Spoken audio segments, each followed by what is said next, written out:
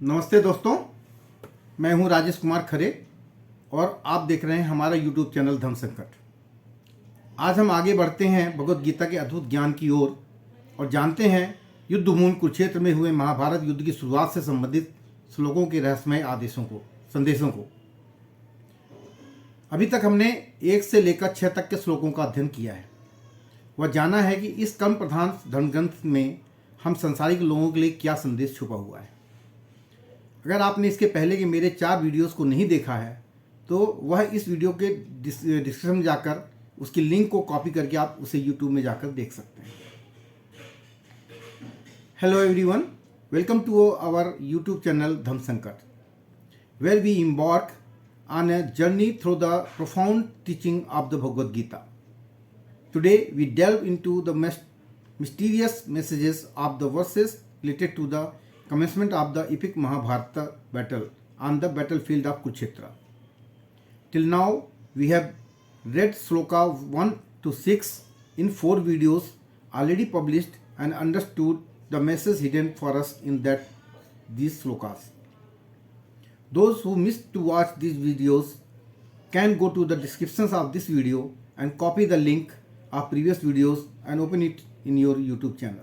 आगे बढ़ने से पहले यदि आपने हमारे YouTube चैनल धर्म संकट को अभी तक सब्सक्राइब नहीं किया है तो आपसे रिक्वेस्ट है कि आप इसे सब्सक्राइब कर दें और अगर वीडियो आपको पसंद आता है तो इसे लाइक और शेयर करना न भूलें। चलिए आगे बढ़ते हैं। If you haven't subscribed my YouTube channel Dham Sankat, then please do subscribe it and press the notification bell to get the next videos in time. And if you like this video, then please like and share this video. Let's proceed further. Sanjay द्वारा धृतराष्ट्र को सुनाए जा रहे युद्ध के वृत्तांत को संस्कृत में लिखा गया है, जिसकी अलग अलग विद्वानों द्वारा अलग अलग तरीके से व्याख्या की गई है। आप जैसे सिक्के के 2 पहलू की बात करते हैं, ऐसे संजय द्वारा सुनाए जा रहे वृत्तांत को दुर्योधन व अर्जुन दोनों के दृष्टिकोण से परखा जाना चाहिए। संजय को वेद व्यास द्वारा दिए गए वरदान से यह शक्ति शामिल थी कि वह युद्ध के क्षेत्र में होने वाली घटनाओं को देखने के साथ साथ वहाँ मौजूद सभी व्यक्तियों के मन की बात को भी बखूबी जान सकते थे। इसलिए जब वह युद्ध के मैदान का वृत्तांत धृतराष्ट्र को उनके आग्रह करने पर सुना रहे थे, तब वह दुर्योधन व द्रोणाचार्य तथा अर्जुन व कृष्ण के बीच होने वाले संवाद व उनकी मनसा को भी संवाद द्वारा धृतराष्ट्र को बताते जा रहे थे। अभी तक दुर्योधन ने पांडवों की सेना के महानायकों के बारे में अपने गुरु द्रोणाचार्य को बताया, क्योंकि वह सब द्रोणाचार्य के बिल्कुल सामने खड़े दिख रहे थे। लेकिन द्रोणाचार्य की पीठ अपनी सेना की तरफ होने के कारण दुर्योधन अपने गुरु द्रोणाचार्य के मनोबल को बनाए रखने के लिए वह अब यहाँ से आगे अपनी सेना के प्रमुख नायकों की विशेषताओं के बारे में बखान करते हैं। Till now Duryodhana was describing the great warriors of Pandava side of his teacher Dronacharya, but now onward he started mentioning the great warriors who are on his side and are not less than the warriors who are on Pandava side. And this he is doing to mold his teachers to his side, as he knew very well that his teacher and other great warriors of his side are not fully motivated for this war, which was arranged against their will and wish. Secondly, this sloka also describes the mental status of Arjuna before start of the war between Pandava and Kaurava. Dronacharya के मन में पांडवों के प्रति द्वेष पैदा करने और युद्ध के लिए जोश दिलाने के लिए दुर्योधन ने पांडव सेना की विशेषताएं बताई। दुर्योधन के मन में ये विचार आया कि द्रोणाचार्य पांडवों के पक्षपाती हैं ही, अतः वे पांडव सेना की महत्ता सुनकर मेरे को यह कह सकते हैं कि जब पांडवों की सेना में इतनी विशेषता है तो उनके साथ तू संधि क्यों नहीं कर लेता। ऐसा विचार आते ही दुर्योधन आगे के श्लोकों में अपनी सेना की विशेषता बताते हैं। वो कहते हैं कि अस्माकं तु विशिष्टा ये तानि बोध द्विजोत्तम नायका मम सैन्यस्य संज्ञार्थम ताम्र विमिते। यानी हे द्विजोत्तम बेसिकली वो उनको कह रहे हैं, क्या बोलते हैं, अपने गुरु द्रोणाचार्य जी को, कि हमारे पक्ष में भी जो मुख्य लोग हैं उन पर भी आप ध्यान दीजिए। केवल पांडवों की सेना के योद्धाओं को देखकर आप मन विचलित मत करिए। आपको याद दिलाने के लिए हम बता देते हैं कि मेरे सेना के नायक जो हैं वह भी कोई किसी पांडवों की सेना के अन्य योद्धाओं से कम नहीं है। दुर्योधन द्रोणाचार्य से कहते हैं, हे दुश्रेष्ठ, जैसे पांडवों की सेना में श्रेष्ठ महारथी हैं, ऐसे ही हमारी सेना में भी कम विशेषता वाले महारथी नहीं हैं। प्रत्युत उनकी सेना के महारथियों की अपेक्षा हमारी सेना में ज़्यादा ही विशेषता रखने वाले महारथी हैं। उनको भी आप समझ लीजिए। वह कहते हैं द्रोणाचार्य से कि मेरी सेना में भी जो विशिष्ट सेनापति हैं, सेना नायक हैं, महारथी हैं, मैं उनके नाम केवल आपको याद दिलाने के लिए या आपकी दृष्टि उधर खींचने के लिए ही कह रहा हूँ। हमारे बहुत से सेना नायक हैं, उनमें नाम मैं कहाँ तक कहूँ, इसलिए मैं उनका केवल संकेत मात्र करता हूँ, क्योंकि आप तो सबको जानते ही हैं। इससे यह प्रतीत होता है इस श्लोक से कि दुर्योधन ऐसा जता रहे हैं कि वह पांडवों की सेना को देखकर भयभीत नहीं है, यानी उनका पक्ष कमजोर नहीं है कि वो पांडवों की सेना से भयभीत हों। वैसे भी कहा गया है कि राजनीति के अनुसार शत्रु पक्ष चाहे कितना ही कमजोर हो और अपना पक्ष चाहे कितना ही सबल हो, ऐसी अवस्था में भी शत्रु पक्ष को कमजोर नहीं समझना चाहिए और अपने में उपेक्षा, उदासीनता आदि की भावना किंचन मात्र भी नहीं आनी चाहिए। इससे सावधानी के लिए मैंने उनकी सेना की बात कही, अब अपनी सेना की बात कहता हूँ, ऐसा वो द्रोणाचार्य को कह रहे हैं। वैसे भी देखा जाए तो दुर्योधन जो है, पांडवों की सेना को देखकर दुर्योधन थोड़ा डरे तो हैं, कारण कि संख्या में कम होते हुए भी पांडव सेना के पक्ष में बहुत से धर्मात्मा पुरुष थे और स्वयं भगवान थे।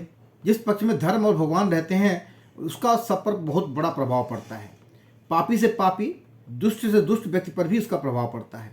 इतना ही नहीं, पशु पक्षी, वृक्ष, लता आदि पर भी उसका प्रभाव पड़ता है, कारण कि धर्म और भगवान नित्य हैं। कितनी ही ऊंची से ऊंची भौतिक शक्तियां क्यों न हो, वे सभी अनित्य हैं। इससे दुर्योधन पर पांडव सेना का बहुत बड़ा असर पड़ा है, परंतु उसके भीतर भौतिक बल का विश्वास मुख्य होने से वह द्रोणाचार्य को विश्वास दिलाने के लिए कहता है कि हमारे पक्ष में जितनी विशेषता है उतनी पांडवों की सेना में नहीं है, अतः हम उन पर सहज ही विजय प्राप्त कर सकते हैं। श्लोका 7 अस्माकं तु विशिष्टा ये तान निबोध्वजितो द्वयोत्तम means the essence of this slokas lies in recognizing and comprehending our own strengths and capacities, acknowledging the uniqueness that each individual brings to the collective. Basically, Duryodhan is encouraging his teacher Dronacharya by saying that he don't think that only Pandavas having very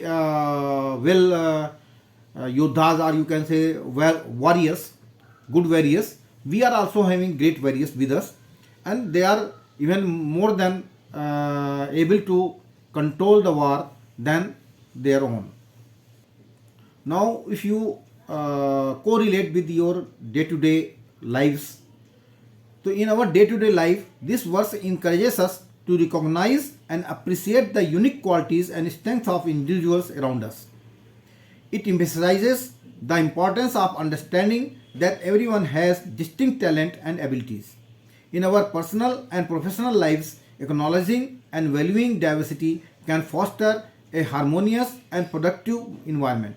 Whether in a team, at work, in our family, or with our social circles, respecting individuals' differences contributes to collective growth.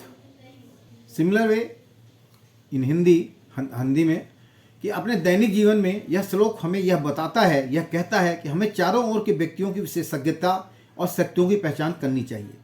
यह जताता है कि सभी का अलग अलग दक्षता और सामर्थ्य होता है। 8वां श्लोक जो है वो है भवान भीष्मश्च कर्णश्च कृपश्च समितञ्जयः अश्वत्थामा विकर्णश्च सौमदत्तस्थैव च। बेसिकली वो अपनी सेना के नायकों के बारे में बता रहे हैं कि आप खुद द्रोणाचार्य और पितामह भीष्म तथा कर्ण और संग्राम विजयी कृपाचार्य तथा वैसे ही अश्वत्थामा, विकर्ण और सोमदत्त के पुत्र भूरिश्रवा किसी से कम नहीं है। आप और भीष्म पितामह दोनों में तो बहुत ही विशेष गुण हैं, और आप बहुत ही विशेष पुरुष भी हैं। आप दोनों के समकक्ष संसार में तीसरा कोई भी नहीं है।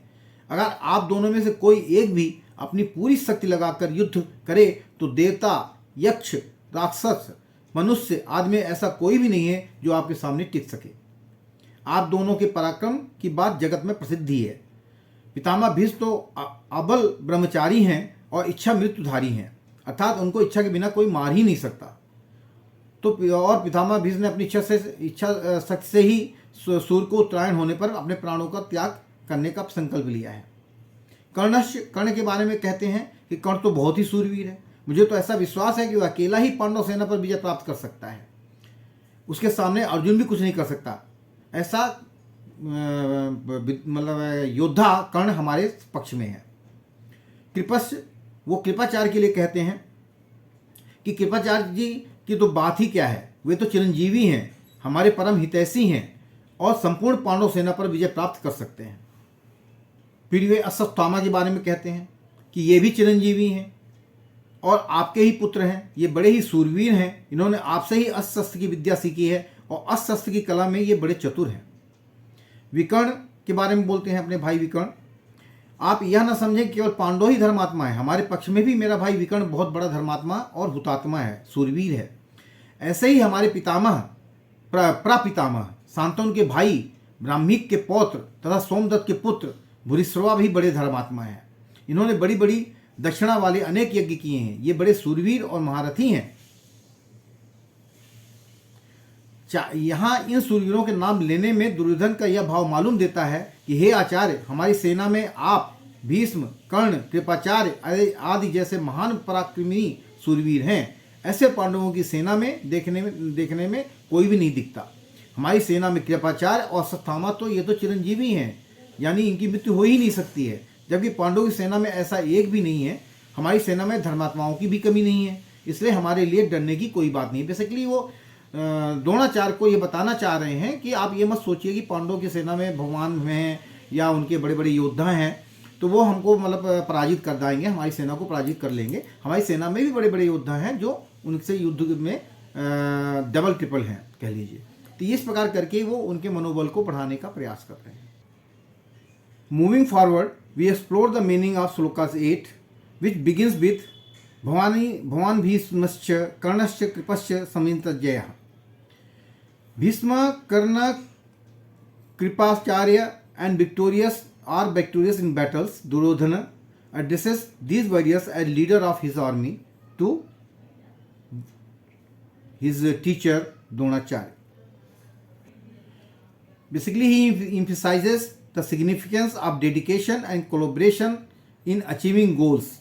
It's a call for united efforts towards a common purpose.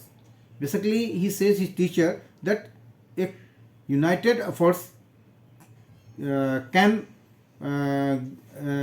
make us achieve our goals of winning the war with Pandavas. अगर इसकी उपयोगिता हमारे दैनिक जीवन में क्या है, अगर इसको हम इसके रूप में समझना चाहें तो यह श्लोक एक संयुक्त प्रयास में विभिन्न भूमिकाओं और क्षमताओं की महत्वपूर्णता को उजागर करता है। यानी जब भी हम कोई भी काम करते हैं उसमें जितने भी लोग होते हैं सबकी अलग अलग क्षमताएं होती हैं और ये दैनिक जीवन में हमें ये देखने को मिलता है कि सबकी क्षमताओं के साथ मिलकर ही एक टीम बनाकर कोई भी कार्य को किया जा सकता है। यह हमें यह सिखाता है कि प्रत्येक व्यक्ति एक अद्वितीय भूमिका निभाता है, अपनी कौशल और शक्तियों को योगदान करता है।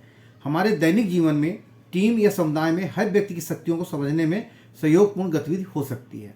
काम में, परिवार में या समुदाय की पहल में विभिन्न कौशलों की मान्यता प्राप्त करना सामूहिक प्रयास की समृद्धि को बढ़ावा देता है।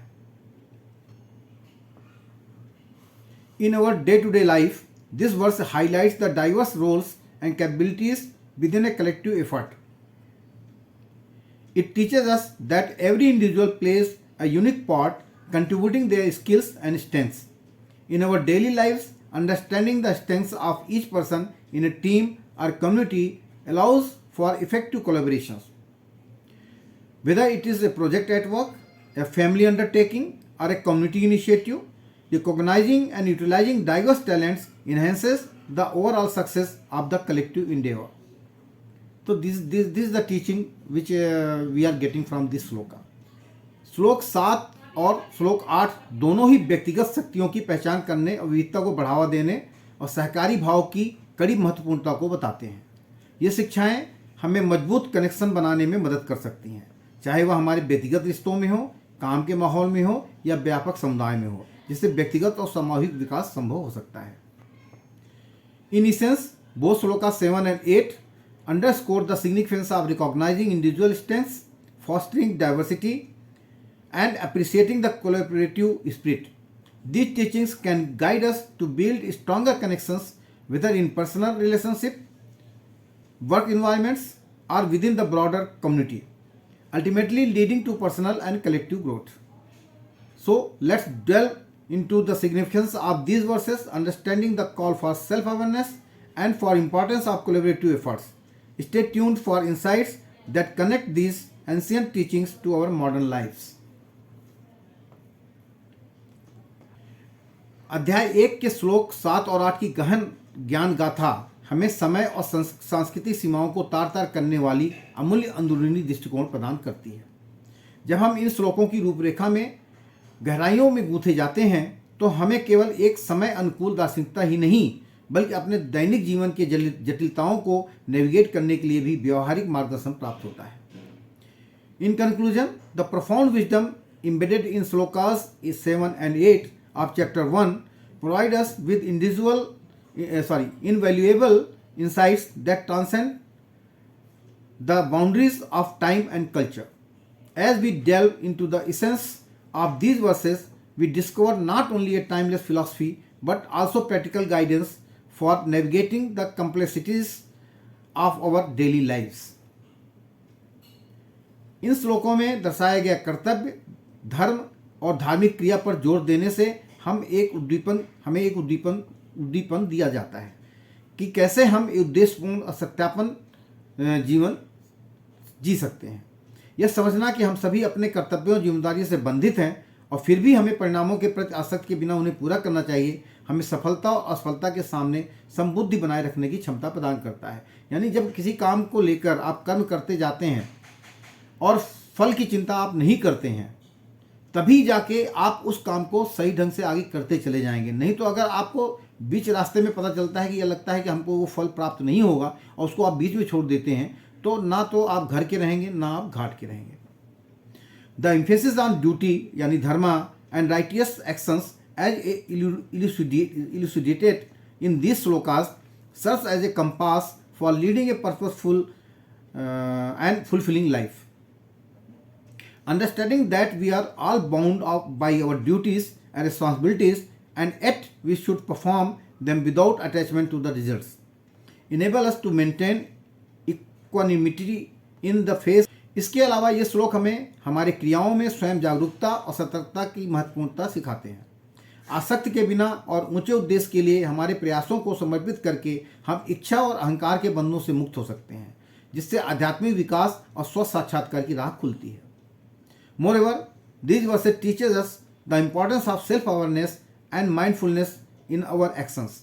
By cultivating a sense of detachment and dedicating our efforts to a higher purpose, we can free ourselves from the cycle of desire and ego, paving the way for spiritual growth and self-realization. Bhagavad Gita के उपदेश जो इन श्लोकों में उजागर हो रहे हैं, न केवल भारतीय दार्शनिकता के समृद्ध से सामंजस्यपूर्ण हैं, बल्कि विश्व भर में भी प्रासंगिकता प्राप्त करते हैं। जैसा कि हम इन सिद्धांतों को अपने दिनचर्या में अपनाते हैं, हम समर्थन एवं असमर्थन के सामने शांति, उद्देश्य और पूर्णता की ओर बढ़ सकते हैं। The teaching of the Bhagavad Gita exemplified in shloka 7 and 8 resonate not only with the rich tapestry of Indian philosophy but also finds universal applicability. As we apply these principles in our day-to-day lives, we can foster a harmonious existence both within ourselves and in our interactions with the world. मैं आपसे कहता हूँ कि इन प्रफुल्ल श्लोकों पर ध्यान दें, इनकी ज्ञानदाता को अपने जीवन में सम्मानित करें और भगवद गीता की शक्तिशाली साधना को दूसरों के साथ साझा करें। आपके मार्गदर्शन में आपके जीवन के इस अद्भुत सफर में शांति, उद्देश्य और आपको पूर्णता मिले। I encourage you to reflect on these profound verses, integrate their wisdoms into your lives, and share the transformative powers of Bhagavad Gita with others. May the journey of self-discovery and spiritual evolutions continue to unfold for each one of us. धन्यवाद कि आपने भगवद गीता के इस अन्वेषण में मेरे साथ साझा किया है अपना समय। अगर आपको यह वीडियो उपयुक्त लगा हो तो कृपया करके इसे लाइक, शेयर और सब्सक्राइब करना ना भूलें। हम साथ में इस ज्ञान के सफ़र पर चलेंगे और आगे और भी इसके बारे में सोच विचार करेंगे। Thank you for joining me on this exploration of the Bhagavad Gita. If you found this video insightful, don't forget to like, share and subscribe for more content. Let's embark on this journey of wisdom together. जय भारत, जय सनातन।